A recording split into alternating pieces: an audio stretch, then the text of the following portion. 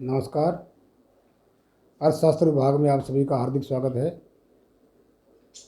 आज हम राजऋषि भर्तृहरि मत्स्य विश्वविद्यालय के पाठ्यक्रम के अनुसार बीए पार्ट फर्स्ट इकोनॉमिक्स का पहला paper economic concepts and methods के अंतर्गत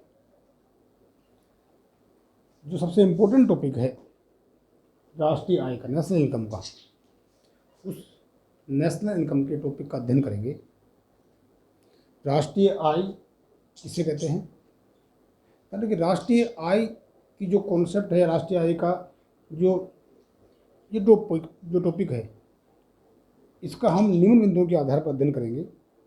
उदाहरण कि राष्ट्रीय आय में से जो विश्वविद्यालय का पाठ्यक्रम है, उस पाठ्यक्रम में जो बड़े सवाल आते हैं, उस बड़े सवाल में मुख्य रूप से दो सवाल आते हैं: राष्ट्रीय आय का अर्थ और राष्ट्रीय आय की अवधारणाएं। दूसरा होता है राष्ट्रीय आय का अर्थ और उसको मापने की विधियां, कॉन्सेप्ट। राष्ट्रीय आय का जो टॉपिक है उसका वर्णन हम सबसे पहले राष्ट्रीय आय का अर्थ, राष्ट्रीय आय किसे कहते हैं, राष्ट्रीय आय की परिभाषा, इसके बाद राष्ट्रीय आय की कॉन्सेप्ट जो उसकी अवधारणा है, उन अवधारणाओं के आधार पर सबसे इम्पोर्टेंट जो टॉपिक है इसके कॉन्सेप्ट, उसके बाद इसका मेजरमेंट, माप, और उसके बाद राष्ट्रीय आय और आर्थिक कल्याण में क्या संबंध है, राष्ट्रीय आय और आर्थिक कल्याण में क्या संबंध है, इसका अध्ययन करेंगे। तो निम्न बिंदु के आधार पर, यानी कि राष्ट्रीय आय के अर्थ, परिभाषा, अवधारणाएं, मापने की विधियाँ और राष्ट्रीय आय और आर्थिक कल्याण, इन बिंदुओं के आधार पर हम राष्ट्रीय आय की अवधारणा का अध्ययन करेंगे। राष्ट्रीय आय एक वर्ष में, एक देश में उत्पादन के साधनों को मिलने वाले प्रतिफल के योग के बराबर होती है। राष्ट्रीय आय के अंतर्गत हालांकि कुछ बातें, इसकी कॉन्सेप्ट जो है, कुछ बातें ऐसी हैं जो कॉमन हैं। चाहे इसकी हम अवधारणाओं को पढ़ें एक एक को, तो उसमें देखेंगे राष्ट्रीय आय की जो गणना है, हालांकि वार्षिक आधार पर की जाती है। हमने स्टोक और प्रवाह चर जो अध्ययन किया था, स्टोक और प्रवाह चर का, उस स्टोक और प्रवाह चर के अंतर्गत भी हमने राष्ट्रीय आय की जो कॉन्सेप्ट थी उसको हमने, जो राष्ट्रीय आय था उसको हमने प्रवाह चर में शामिल किया गया है, क्योंकि राष्ट्रीय आय की गणना वार्षिक आधार पर की जाती है। तो एक देश में, एक वर्ष में, और ध्यान रखिए सबसे इम्पोर्टेंट क्या है, इसमें आर्थिक क्रियाओं को शामिल करते हैं। आर्थिक क्रियाएँ, जिसमें आर्थिक क्रियाएँ ध्यान रखिए, और आर्थिक सेवाएँ, वस्तु और सेवाओं को शामिल करते हैं। जो आर्थिक क्रियाएँ हैं, जो भौतिक वस्तुएं हैं, या जो आर्थिक क्रियाएं सेवाओं में शामिल करती हैं, उनको हम शामिल करते हैं राष्ट्रीय आय में। ये कॉमन चीज़ है इसकी। खैर, तो हम इसकी राष्ट्रीय आय की जो अर्थ है उसमें पाया कि उत्पादन के साधनों को एक वर्ष में एक देश में मिलने वाले प्रतिफल के कुल योग को हम राष्ट्रीय आय कहते हैं। उत्पादन के साधन है 5: भूमि, पूंजी, श्रम, संगठन और साहस। तो इन उत्पादन के साधनों को मिलने वाले जो प्रतिफल है, इनकी जो आय है, या इन साधनों की जो कीमत है, इन साधनों की जो कीमत है, इनकी आय है, इनके जो प्रतिफल है, इन सब का योग राष्ट्रीय आय के अंदर होता है। हम जानते हैं उत्पादन के साधन जैसे पूंजी को ब्याज मिलता है, भूमि को लगान मिलती है, ठीक है, साहसी को लाभ हानि मिलती है, ठीक है, श्रम को मजदूरी मिलती है। तो ये जो इसकी जो कॉन्सेप्ट जो है, या जो राष्ट्रीय आय के जो अर्थ है, उसमें लगान प्लस मजदूरी प्लस ब्याज प्लस वेतन प्लस लाभ हानि को हमने शामिल करते हैं। ये इसके बाद परिभाषा है। राष्ट्रीय आय की जो डेफिनेशन है, जो परिभाषा है, जो मैंने यहाँ पर लिखी, यानी कि इन परिभाषाओं को मुख्य रूप से 4 भागों में बांटा गया है। ये 4 परिभाषाएं जो हैं, जो इम्पोर्टेंट है थोड़ी सी: मार्शल का विस्तृत दृष्टिकोण, फिशर का उपभोग दृष्टिकोण, ठीक है, पीगू का मौद्रिक दृष्टिकोण, और कीन्स का आधुनिक दृष्टिकोण, ठीक है। यानी कि जो मार्शल है, यानी कि इसका उत्पादन दृष्टिकोण या विस्तृत दृष्टिकोण भी कहते हैं। यह मार्शल जो है उत्पादन की बात करता है, ठीक है। पीगू जो है, पीगू अर्थशास्त्र, ये मौद्रिक दृष्टिकोण की बात करता है। मौद्रिक क्या है? आर्थिक क्रियाएं, जिसे मुद्रा में माप सकते हैं, मौद्रिक दृष्टिकोण की बात करता है। फिशर है जो उपभोग दृष्टिकोण की बात करता है, जो उपभोक्ताओं को जो भोग के लिए वस्तुएं मिलती है, उन वस्तुओं की बात करता है। और जो किन्स है वो आधुनिक दृष्टिकोण है, वो व्यय दृष्टिकोण, आय दृष्टिकोण और विक्रय लागत अवधारणा, 3 अवधारणा को प्रस्तुत करता है। जो मार्शल का विस्तृत दृष्टिकोण या उत्पादन दृष्टिकोण है, ठीक है, इसका मतलब क्या है, ठीक है, एक देश में, यानी उस देश में जो उपलब्ध पूंजी और श्रम का वहाँ के प्राकृतिक साधनों पर प्रयोग करने से जो प्रतिवर्ष भौतिक एवं भौतिक तथा सभी प्रकार की सेवाओं की जो शुद्ध सामूहिक उत्पत्ति होती है, ठीक है, जिसमें विदेशों से प्राप्त आय भी शामिल है, तो राष्ट्रीय आय या राष्ट्रीय लाभांश कहा जाता है। यानी कि देश के जो भूमि जो पूंजी है और श्रम है, उत्पादन का साधन है, इसका वहाँ के प्राकृतिक साधनों पर प्रयोग करने से, यानी कि एक तरह से उत्पादन करने को, उत्पादन के साधनों के द्वारा जो उत्पादन किया जाता है, ठीक है, उस उत्पादन की शुद्ध सामूहिक उत्पत्ति ध्यान रखिए, यानी कि इसमें हम गिरावट को घटा देते हैं। शुद्ध सामूहिक उत्पत्ति विदेशों से प्राप्त शुद्ध आय कौन सी होती है? X minus M, export minus import, या विदेशी जो आयात निर्यात हम करते हैं उसका अंतर, शुद्ध अंतर जो आता है, प्लस में भी आ सकता है माइनस में आ सकता है, ना कि मैंने यहाँ लिखा, हाँ, शुद्ध प्लस में आ सकता है और माइनस में आ सकता है। तो इसको हम राष्ट्रीय लाभांश के नाम से आते हैं। मुख्य बात क्या है? इसकी गणना वार्षिक आधार पर की जाती है, ठीक है, इसमें आर्थिक क्रियाएं शामिल की जाती हैं, ठीक है, शुद्ध सामूहिक जो विदेशी आय होती है, जो शुद्ध विदेशी आय होती है, इसमें एक्सपोर्ट माइनस इंपोर्ट उसको हम शामिल करते हैं, ठीक है, इसमें जो अनार्थिक क्रियाएं हैं उनको हम शामिल नहीं करते हैं, इसमें हम सेवाओं को भी शामिल करते हैं, इसमें हम सेवाओं को शामिल भी करते हैं, और जो निःशुल्क सेवाएं हैं हम सेवाओं को शामिल करते हैं जो आर्थिक हो, ठीक है, जैसे डॉक्टर को हम दिखाने गए उसके जो फीस देते हैं वो सेवाएं है एक तरह से आर्थिक। हम किसी बच्चे को ट्यूशन भेज रहे हैं, टीचर के पास या कोचिंग में भेज रहे हैं, उसके बदले उसको हम जो पेमेंट कर रहे हैं वो आर्थिक सेवा आ गई, आर्थिक क्रिया आ गई देने की। और मित्रों के द्वारा जो सेवाएं दी जाती हैं, परिवार के द्वारा जो सेवाएं दी जाती हैं जिसमें आर्थिक लेन देन नहीं होता है, यानी कि उसको हम राष्ट्रीय आय में शामिल नहीं करते हैं। मैंने कहा कि 2-3 बातें इंपॉर्टेंट हैं, ठीक है, पूंजी की गिरावट और प्रतिस्थापन में कोई उसमें घटा दिया जाता है, शुद्ध सामूहिक उत्पत्ति इसी से कहते हैं जान के। तो ये राष्ट्रीय आय की भाषा है। दूसरा है पीकू का मौद्रिक दृष्टिकोण, ठीक है, राष्ट्रीय आय, राष्ट्रीय लाभांश, राष्ट्रीय उत्पत्ति, वास्तविक राष्ट्रीय आय उसे कहते हैं जिसमें ध्यान रखिए, जिसमें विदेशों से प्राप्त आय भी शामिल हो का वह भाग जिसे मुद्रा के रूप में मापा जाता हो। यानी मौद्रिक दृष्टिकोण, मैंने कहा कि मौद्रिक दृष्टिकोण के अंतर्गत मेजरमेंट क्या है? मुद्रा के रूप में जिसे मापा जाता है उसे हम, इसमें क्या हो गया, इलीगल क्रियाएं जो हैं, ठीक है, या अनार्थिक जो क्रियाएं हम शामिल नहीं करते हैं, उसको हम राष्ट्रीय आय के नाम से जानते हैं। तीसरा का उपभोग दृष्टिकोण, ठीक है, फिशर का उपभोग दृष्टिकोण। फिशर ये कहता है कि राष्ट्रीय आय या राष्ट्रीय लाभांश जो है, राष्ट्रीय आय उसे कहते हैं जो वस्तुएं जिसमें विदेशों से प्राप्त आय भी शामिल होती है, जो अंतिम रूप से उपभोक्ताओं को उपभोग के लिए प्राप्त होती है, और जो वस्तुएं अंतिम रूप से उपभोक्ताओं को भोग के लिए प्राप्त होती है, चाहे वो वस्तु भौतिक वातावरण से प्राप्त हुई है चाहे मानवीय वातावरण से प्राप्त हुई है। मतलब क्या है इसका कि जो, यानी कि कोई भौतिक वस्तु हो या कोई सेवाएं हो, लेकिन जो उपभोक्ता को भोग के लिए प्राप्त होती हैं उसे हम राष्ट्रीय आय के नाम से जानते हैं। ना कि फिशर की जो परिभाषा है वो उपभोग से संबंधित है, उपभोग पर को बल दिया गया है, इसमें अधिक तार्किक है, अधिक कल्याण को दर्शाती है, क्योंकि ध्यान रखिए हम जानते हैं कि अधिक उत्पादन जो है, किसी वस्तु का उत्पादन अधिक होना, यानी कि मैं कहूँ कि इस देश की राष्ट्रीय आय बहुत अधिक है, कोई जरूरी नहीं है कि उस देश की आर्थिक कल्याण का स्तर ऊंचा हो। हम ये पढ़ेंगे राष्ट्रीय आर्थिक कल्याण, राष्ट्रीय आर्थिक कल्याण में क्या संबंध है। ध्यान रखिए, प्रत्युक्ति आय अधिक हो सकती है, राष्ट्रीय आय अधिक हो सकती है, लेकिन जरूरी नहीं है कि उस देश की का आर्थिक कल्याण का स्तर ऊंचा हो। आर्थिक कल्याण का जो मेजरमेंट है, ध्यान रखिए, मुख्य रूप से उपभोग के द्वारा किया जाता है। राष्ट्रीय आय का जो मेजरमेंट या आर्थिक कल्याण का जो मेजरमेंट है, आर्थिक कल्याण की हम क्या कहेंगे, ये देश ज़्यादा कल्याण की स्थिति में, यानी कि उपभोग, इसका उपभोग का जो स्तर है, संसाधनों का जो उपभोग कर रहे हैं ये लोग, ठीक है, जो उपभोग कर रहे हैं वो ज़्यादा है, तो इसलिए उपभोग का जो स्तर है वो अधिक, इसको इसलिए इस परिभाषा को ज़्यादा कल्याणकारी परिभाषा माना जाता है क्योंकि ये उपभोक्ताओं के उपभोग से संबंधित है। मैंने कहा कि अधिक उत्पादन जो हो रहा है वो अधिक कल्याण को नहीं दर्शाता है, लेकिन अधिक उपभोग अधिक कल्याण को दर्शाता है, ठीक।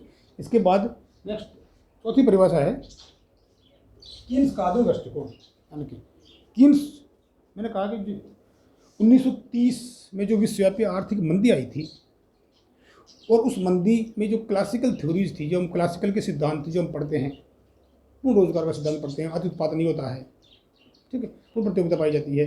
जो क्लासिकल के जो सिद्धांत थे उत्पादन, आय और रोजगार का, अन्य संबंधित सिद्धांत, वो सारे सिद्धांत फेल हो जाते हैं क्योंकि 1930 में विश्वव्यापी आर्थिक मंदी आई थी, अति उत्पादन हो गया, डिमांड खत्म हो गई।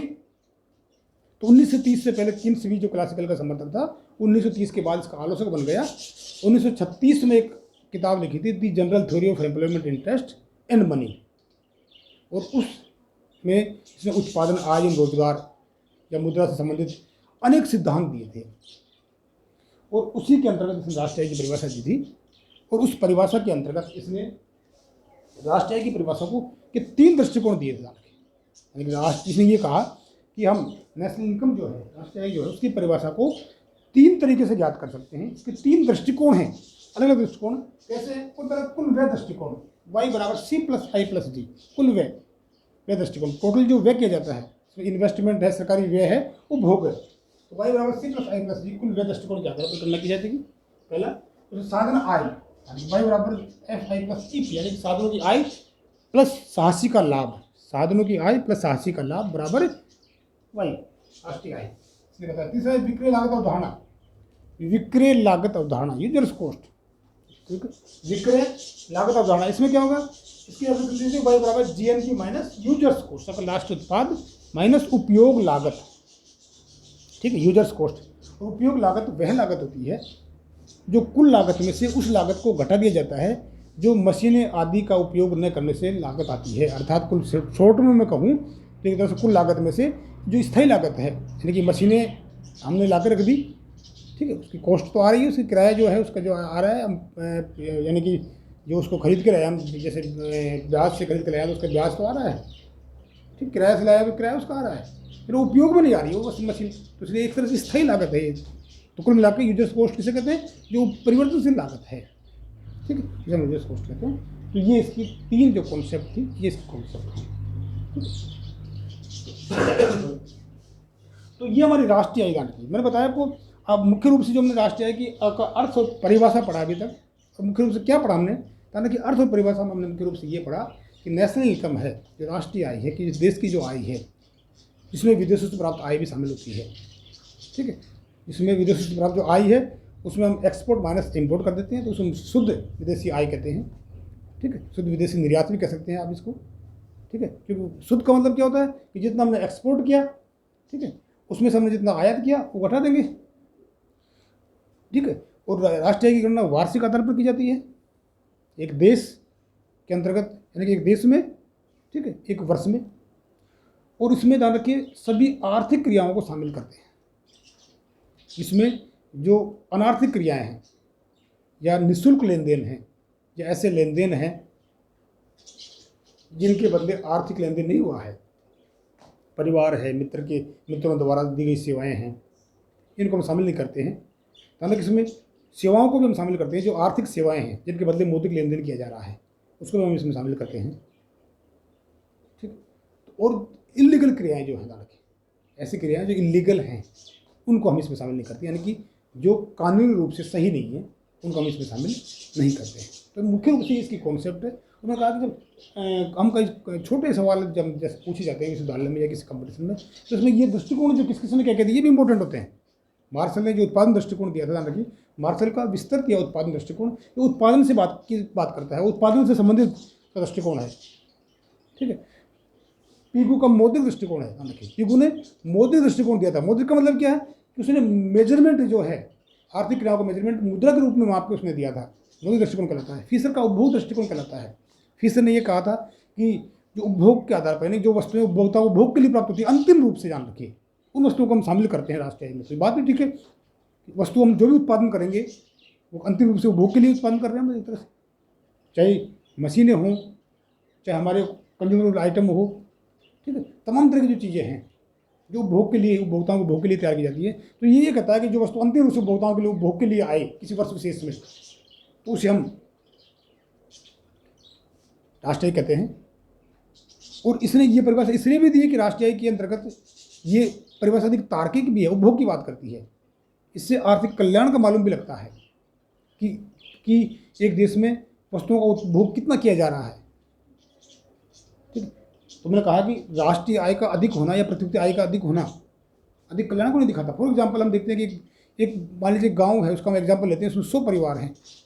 100 परिवारों में से 99 परिवार ऐसे हैं जिनकी इनकम बहुत कम है, जिनका उपभोग का स्तर कम है, जो कल्याण की स्थिति में नहीं है, उनका रहन सहन का स्तर डाउन है। फिर एक परिवार ऐसी है कि जिसकी इनकम बहुत अधिक है, बहुत अधिक इनकम है, मान लीजिए तो ऐसी स्थिति में क्या होगा, जब हम उस गांव की इनकम निकालेंगे, टोटल इनकम, ठीक है, तो एक का वेटेज इतना ज़्यादा है, एक परिवार के इनकम का वेटेज इतना ज़्यादा है कि टोटल इनकम भी बहुत अधिक आती है। और जब हम उस गांव की पर कैपिटा इनकम निकालेंगे, ध्यान रखिए, तो जानते हैं कि पर कैपिटा इनकम में भी कुल इनकम में हम पॉपुलेशन का भाग देते हैं, तो वो भी काफ़ी अधिक आती है। क्यों? क्योंकि एक परिवार की जो इनकम है बहुत अधिक है, मान लीजिए उसका वेटेज बहुत अधिक है। लेकिन जब हम कल्याण की बात करते हैं, वेलफेयर की बात करते हैं, तो क्या होगा कि क्या वो जो गांव है जिसकी हम बात करें, 100 परिवारों का हमने एग्जाम्पल दिया है, क्या वो कल्याण की स्थिति में है? नहीं है। क्यों? क्योंकि केवल एक ही परिवार ऐसा है जो कि वेलफेयर की स्थिति में, कल्याण की स्थिति में है, इसकी क्योंकि इनकम बहुत अधिक है। और क्योंकि हम जानते हैं कि टोटल इनकम में या पर कैपिटा इनकम जो निकालते हैं, ठीक उसी प्रकार से हम देश की निकालते हैं, तो उसमें कुल इनकम जो हमारी है, राष्ट्रीय आय है, वो अधिक हो सकती है, पर कैपिटा इनकम भी अधिक हो सकती है, क्योंकि कुल में जनसंख्या भाग दे दिया हमने। लेकिन जो वेलफेयर का स्तर है, जो कल्याण का स्तर है, जो उपभोग से संबंधित है, यानी कि वो स्तर अधिक हो ये जरूरी नहीं है। इसलिए अधिक राष्ट्रीय आय का होना, अधिक प्रत्यक्ष आय का होना, यानी कि अधिक कल्याण को नहीं दर्शाता है। ये मैंने बताया आपको, ये हम पढ़ेंगे राष्ट्रीय आय और आर्थिक कल्याण के संबंध के अंतर्गत। हम नेक्स्ट व्याख्यान, इसके बाद हम पढ़ेंगे राष्ट्रीय आय की अवधारणा। सबसे इंपॉर्टेंट है कॉन्सेप्ट, राष्ट्रीय आय की अवधारणा क्या है, ध्यान रखिए।